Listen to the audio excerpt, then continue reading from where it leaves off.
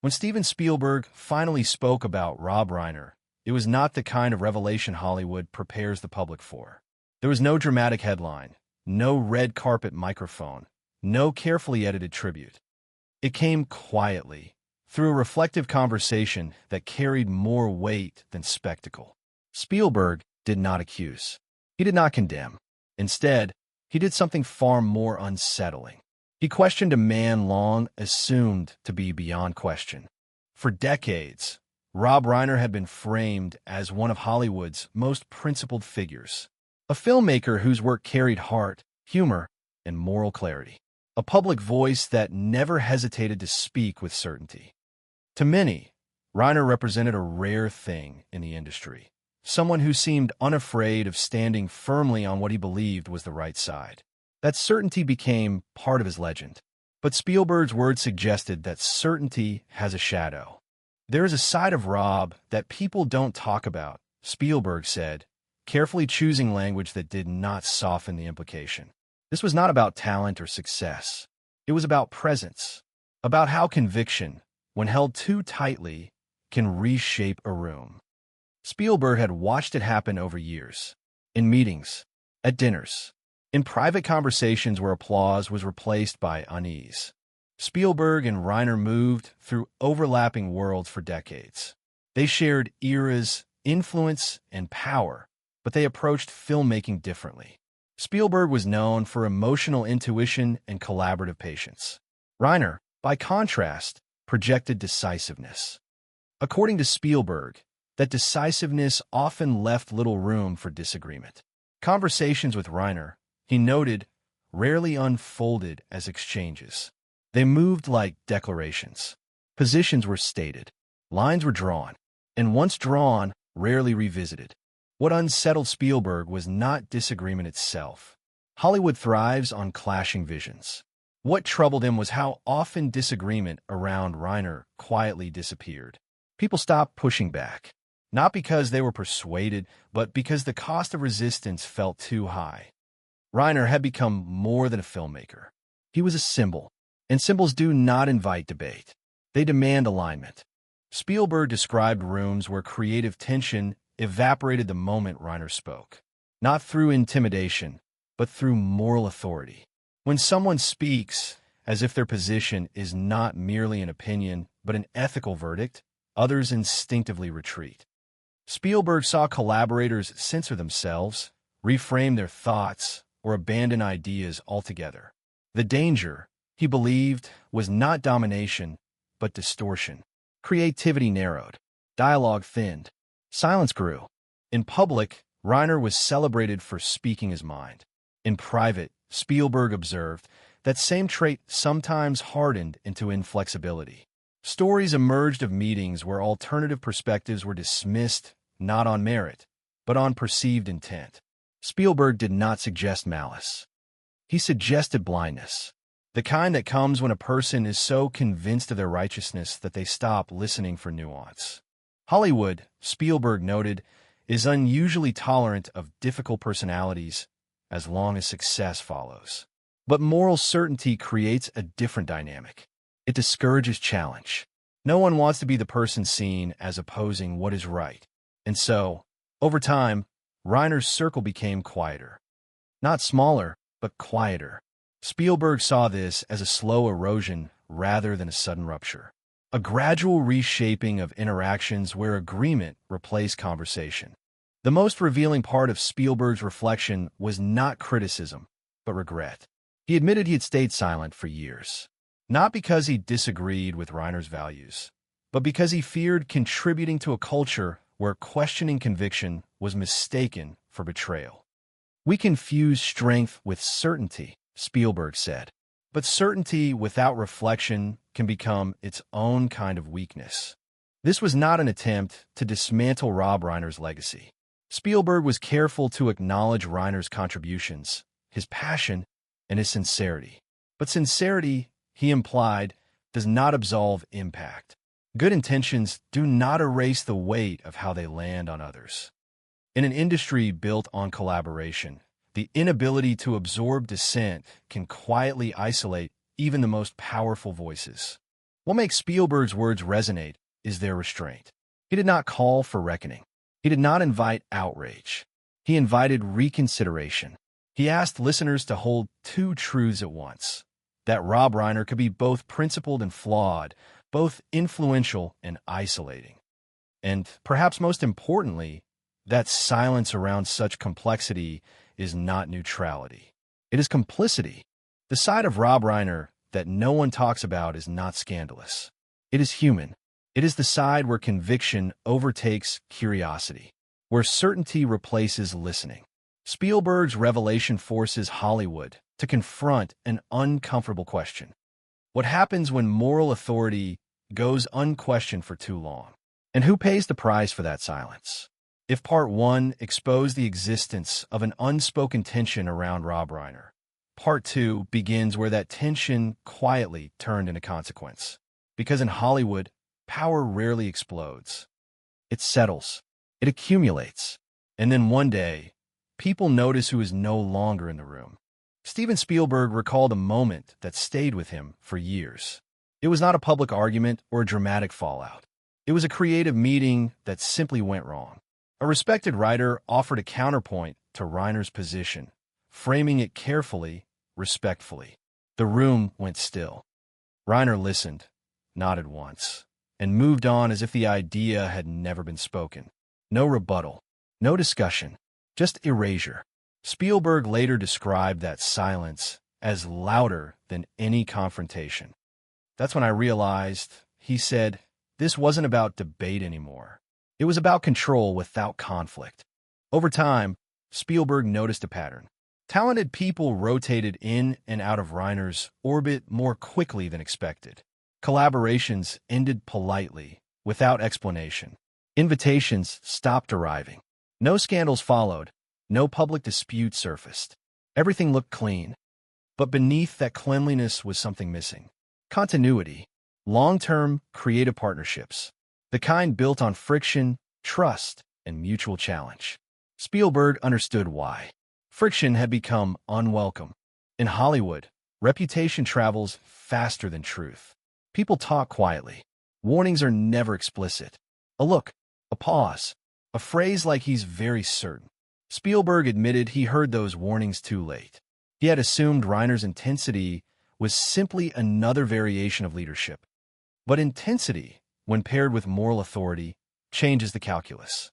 It transforms disagreement into defiance. And defiance, in Hollywood, is remembered. Spielberg emphasized that Reiner did not threaten careers or issue ultimatums. That would have been easier to name. What he did instead was subtler. He made people feel replaceable, not through cruelty, but through indifference. When someone sensed their voice no longer mattered, they withdrew on their own. That self-removal created plausible deniability. No one was pushed out. They simply left. The industry enabled this dynamic. Spielberg was candid about Hollywood's complicity. Success shields behavior. Moral alignment sanctifies it. As long as Reiner remained profitable and publicly admired, few questioned how his private rooms functioned. Spielberg admitted his own silence was part of that system. We tell ourselves it's not our place, he said, but silence is a choice, and choices have weight. The turning point for Spielberg was not a single incident, but accumulation. Watching younger creatives hesitate before speaking. Seeing conversations flatten into agreement. Noticing how often Reiner spoke about listening while rarely practicing it. Spielberg began to recognize a familiar paradox. The louder someone speaks about values, the easier it becomes to excuse their blind spots. Values become armor, and armor distances. Spielberg never framed Reiner as a villain. He framed him as a man trapped by his own certainty. A man whose identity had fused with his convictions so tightly that questioning one felt like attacking the other. That fusion, Spielberg believed, was the root of the problem. When belief becomes identity, self-examination becomes impossible. Hollywood responded to Spielberg's quiet revelation the way it always does, with careful neutrality. No headlines challenged Reiner directly. No colleagues rushed to confirm or deny. But conversations shifted. People began sharing similar experiences privately. The stories were consistent. Not dramatic, not defamatory, just disappointingly familiar. Being talked over, being dismissed, being quietly excluded.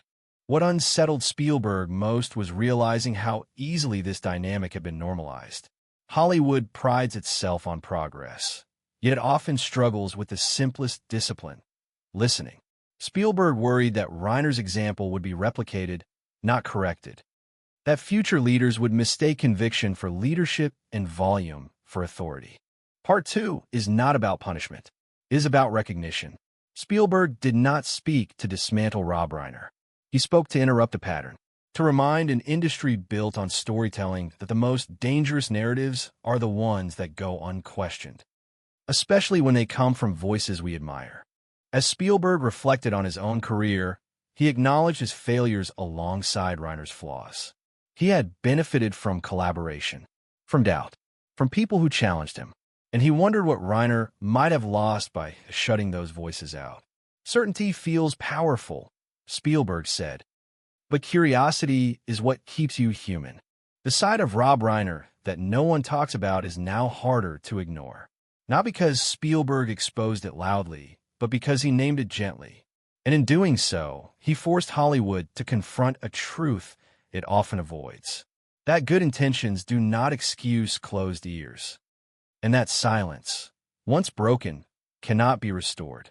By the time Steven Spielberg's remarks began circulating beyond private rooms, the reaction in Hollywood was not outrage, but recalibration.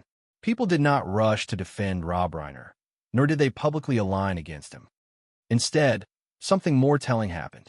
Conversations changed tone. Invitations were reconsidered. Long-standing assumptions were quietly re-examined. Spielberg had not sparked a fire. He had shifted gravity. What followed was a wave of recognition rather than revelation. Writers, producers, and actors who had once struggled to articulate their discomfort now found language for it. Spielberg's words gave permission, not to attack, but to acknowledge. Stories emerged in fragments. Always cautious, always off the record. They shared a common thread. Working with Reiner often meant navigating an invisible hierarchy of correctness. Ideas were welcomed, as long as they arrived pre-aligned. One producer recalled pitching a nuanced character arc that complicated the moral framing of a project. Reiner listened politely, then redirected the conversation to what he called clarity for the audience. The arc disappeared.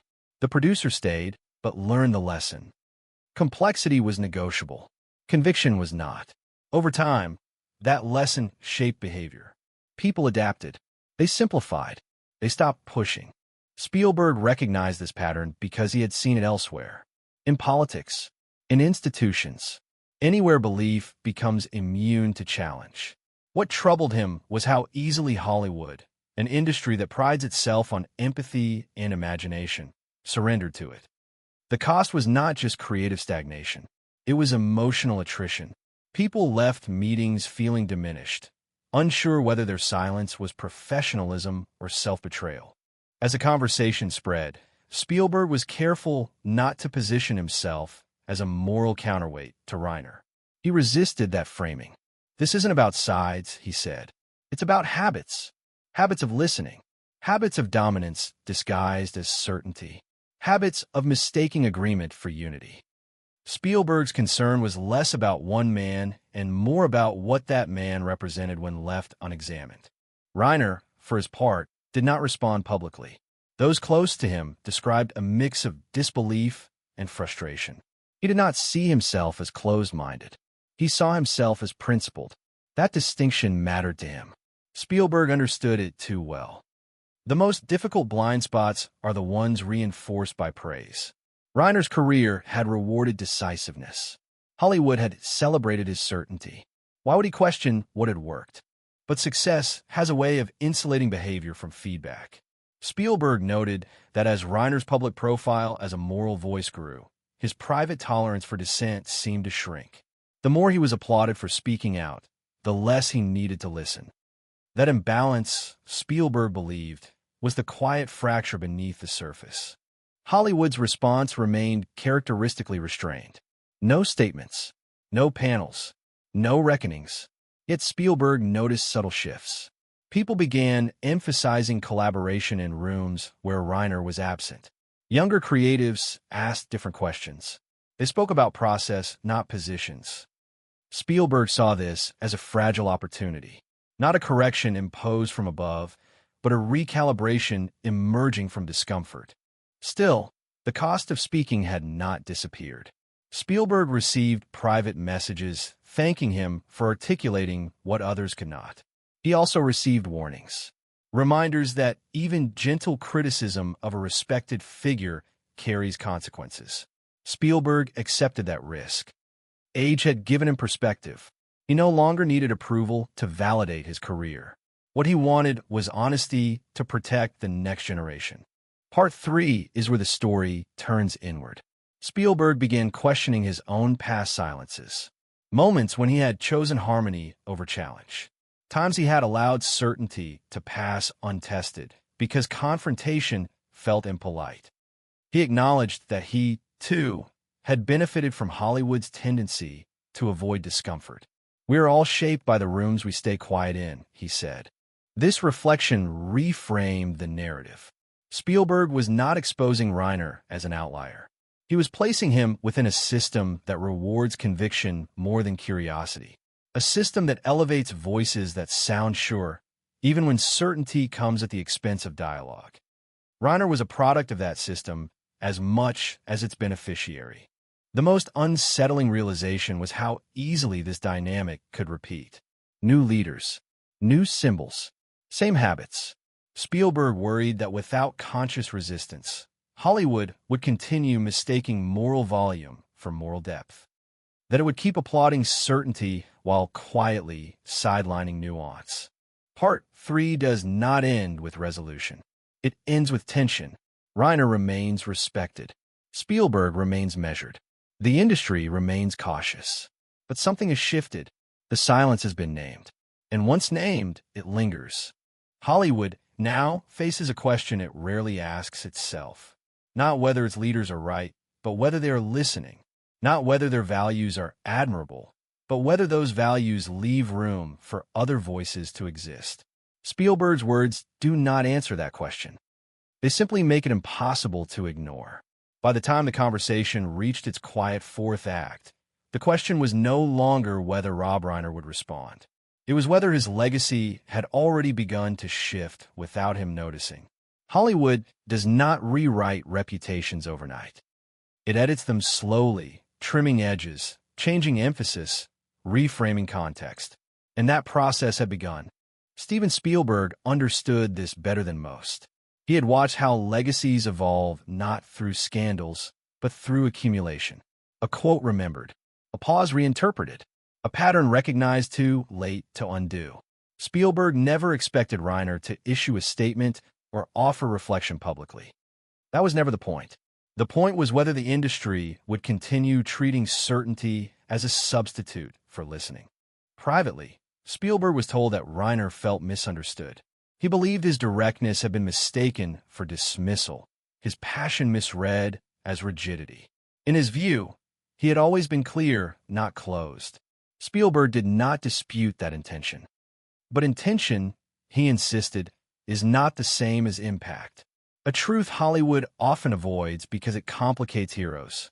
What followed was not confrontation, but distance. Spielberg and Reiner did not meet to resolve anything. No dramatic exchange unfolded behind closed doors. That absence was itself revealing. In an industry where reconciliation is often performative, silence can signal finality. Not estrangement, but divergence.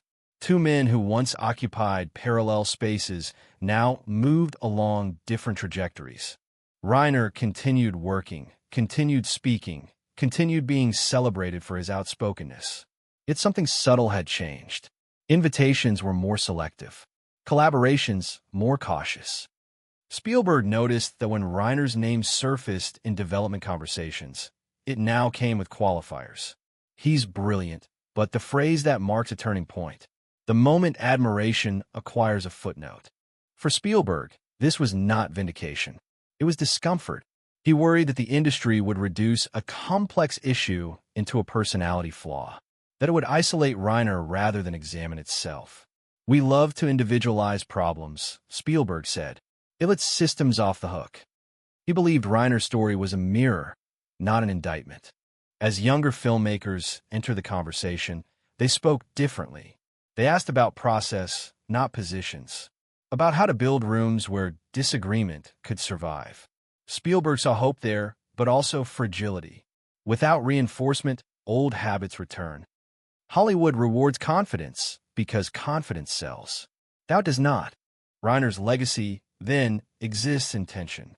On one side, a body of work that shaped generations. Films that taught audiences about love, friendship, and moral courage. On the other, a cautionary tale about what happens when conviction goes unchallenged. Neither erases the other. They coexist. Uneasily, Spielberg reflected on how legacies harden. Once a person becomes an idea, feedback stops reaching them. Praise echoes louder than critique. Allies shield. Dissenters drift away.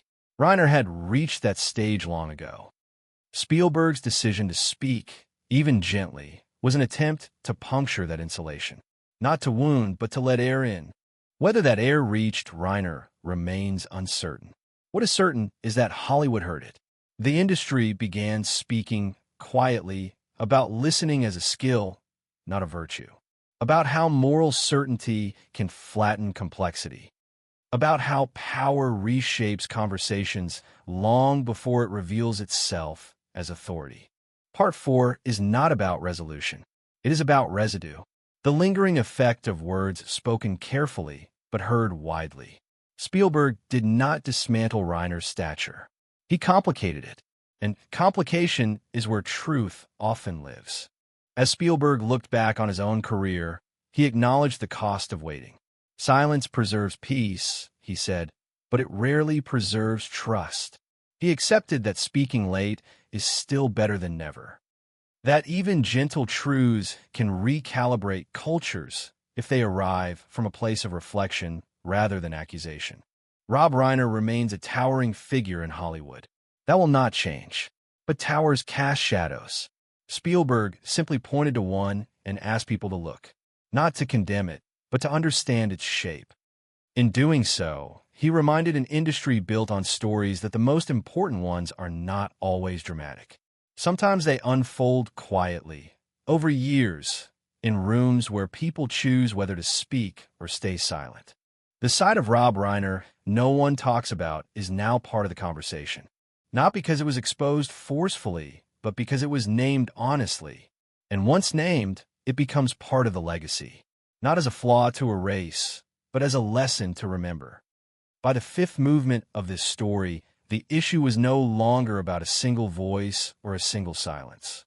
It had become a reckoning with how Hollywood remembers and what it chooses to forget. Steven Spielberg understood that legacies are not verdicts delivered at the end of a career. They are negotiations that continue long after applause fades. And in that negotiation, even gentle truths matter. For Rob Reiner, the recalibration was subtle but irreversible. His films remained beloved, his influence unquestioned. Yet conversations about him began to carry a duality that had not existed before. Admiration shared space with caution, respect with reservation. The industry did not turn against him. It adjusted its posture. That adjustment, Spielberg believed, was the real consequence of speaking. Hollywood prefers clean narratives. Heroes unblemished. Villains unmistakable. Reiner's story disrupted that preference. It refused simplification. He was neither tyrant nor martyr.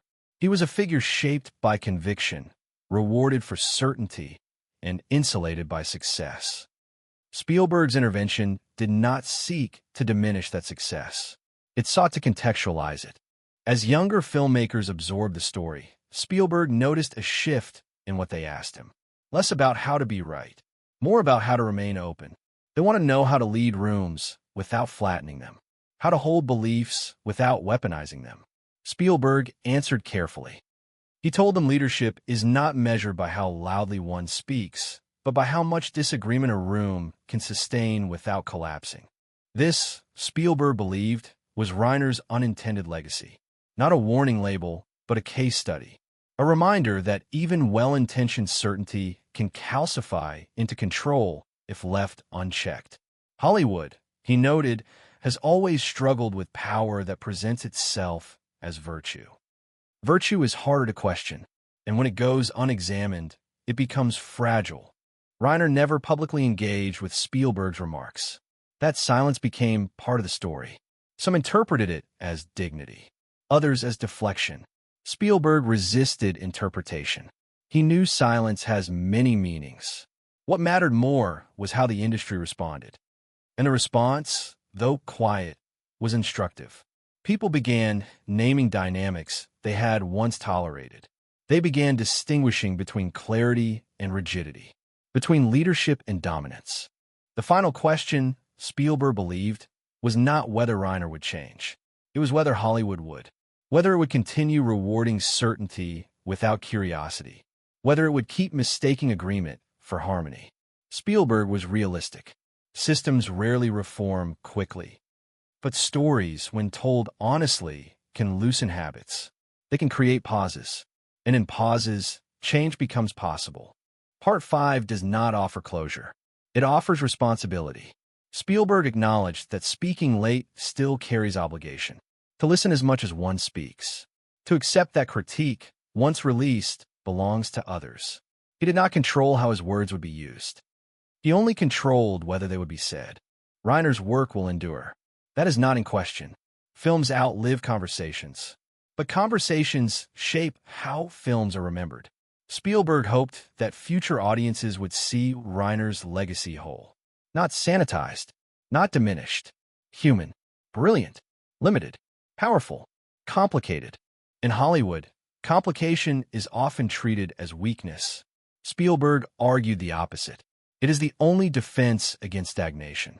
When leaders allow themselves to be questioned, rooms breathe.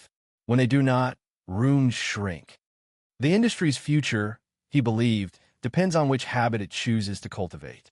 As this chapter closes, one truth remains. The side of Rob Reiner no one talked about did not need exposure. It needed acknowledgement. Spielberg provided that, not with accusation, but with reflection. And in doing so, he shifted the story from judgment to lesson. Hollywood now carries that lesson forward.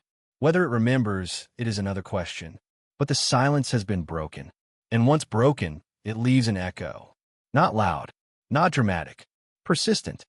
A reminder that conviction must make room for listening, or it risks becoming the very thing it claims to oppose. That is the legacy Spielberg leaves behind with these words. Not a dismantling of a man, but an invitation to an industry. To pause, to listen, and to remember that certainty may feel strong, but humility is what endures.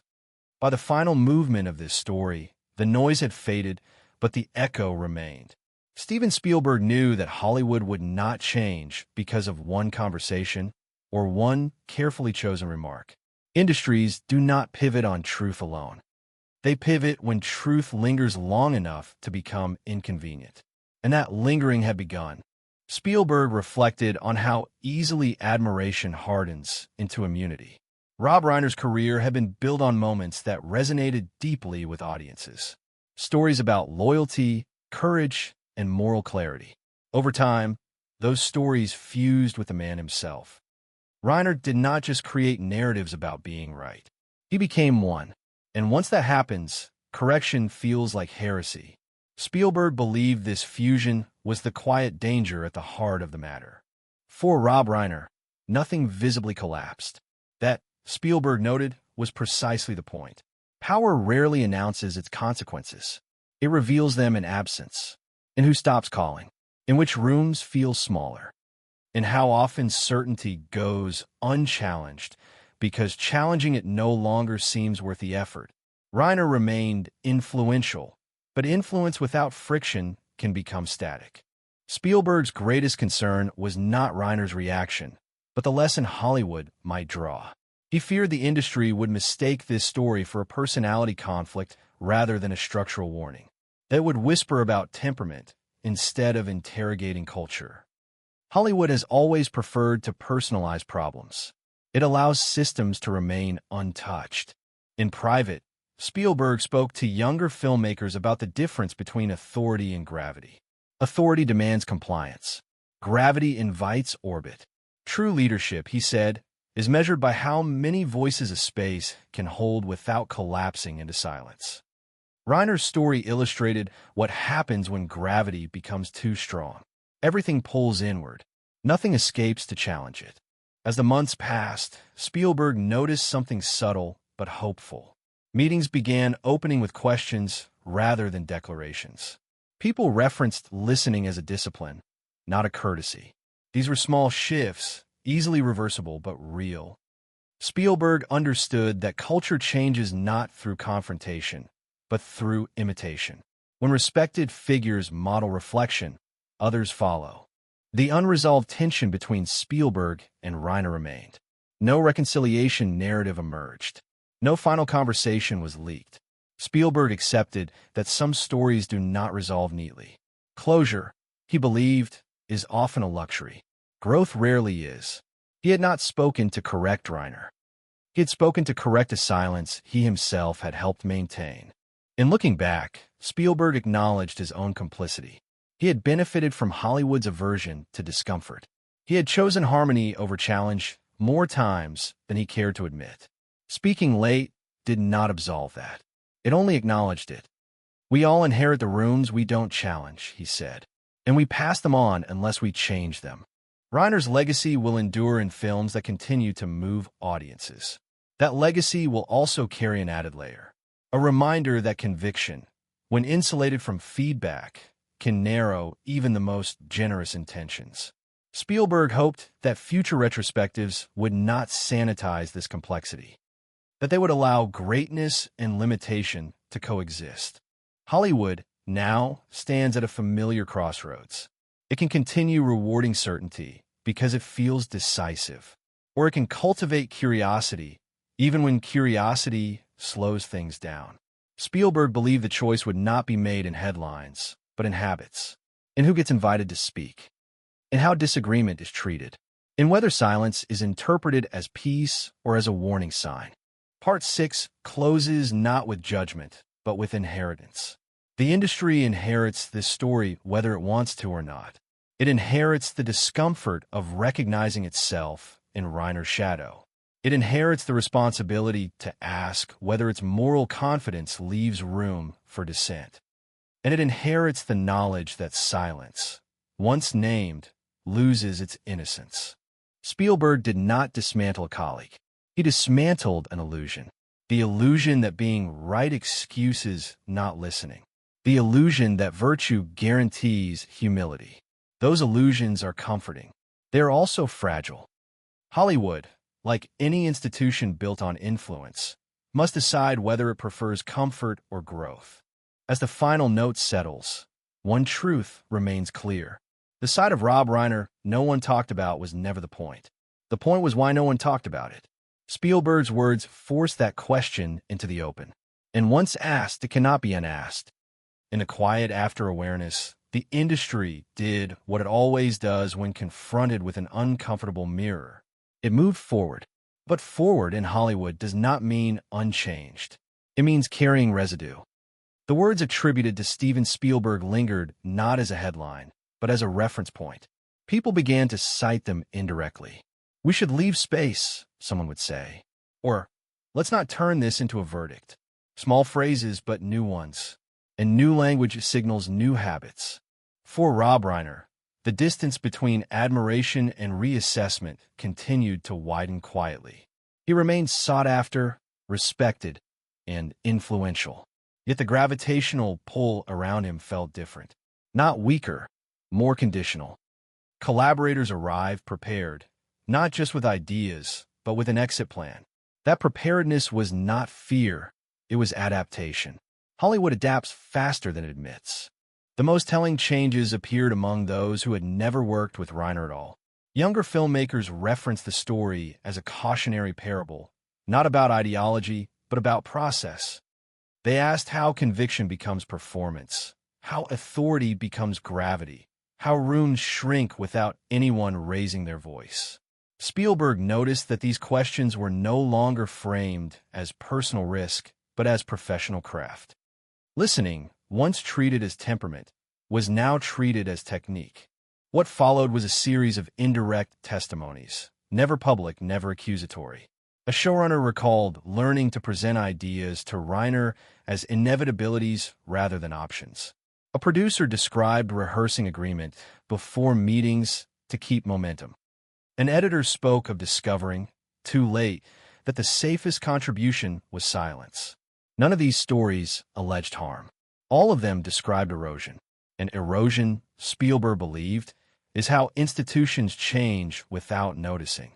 Hollywood's trade-offs became clearer. Certainty accelerates decisions. Doubt slows them down. Speed is rewarded. Reflection is tolerated only when it does not interfere. Reiner's career had thrived in that environment. Spielberg's concern was not that Reiner exploited it, but that the environment trained everyone to accept it. That training is subtle. It arrives disguised as professionalism. In this seventh movement, Spielberg turned his attention outward. He began speaking carefully about building rooms designed to withstand disagreement. He told younger leaders that dissent is not noise to be managed, but data to be examined. That silence is not alignment, but information withheld. These were not rebukes of Reiner. The industry's response was uneven. Some embraced the language of listening as a brand. Others practiced it quietly. A few dismissed it as indulgent. Spielberg did not mind the inconsistency. Cultural shifts, he knew, begin asymmetrically. What mattered was that the conversation had moved from personality to pattern, from who to how. Reiner's films continued to be taught, celebrated, and quoted. That endurance underscored Spielberg's point. Legacies are not undone by critique. They're deepened by it. When future audiences encounter Reiner's work, they will bring a fuller context. Not to diminish the art, but to understand the artist as human, capable of vision and limitation at once. Spielberg also confronted a personal reckoning. He acknowledged that reverence had delayed his voice, that friendship and proximity can mute critique even when intentions are good. Speaking when one no longer needs permission, he said, is a privilege that carries obligation. He chose to spend that privilege on a question rather than a conclusion. The question persists. What does leadership look like when conviction yields to curiosity? What happens to power when it invites friction instead of suppressing it? Spielberg did not pretend to know the answers. He offered a metric instead. Count the number of voices a room can hold after the most powerful person speaks. If that number shrinks, something's gone wrong. As Part 7 closes, the story resists finality. Reiner continues forward. Spielberg continues reflecting. Hollywood continues negotiating its appetite for certainty. But a threshold has been crossed. The silence has context now, and context changes behavior even when it changes nothing else. This chapter is not about endings. It is about inheritance.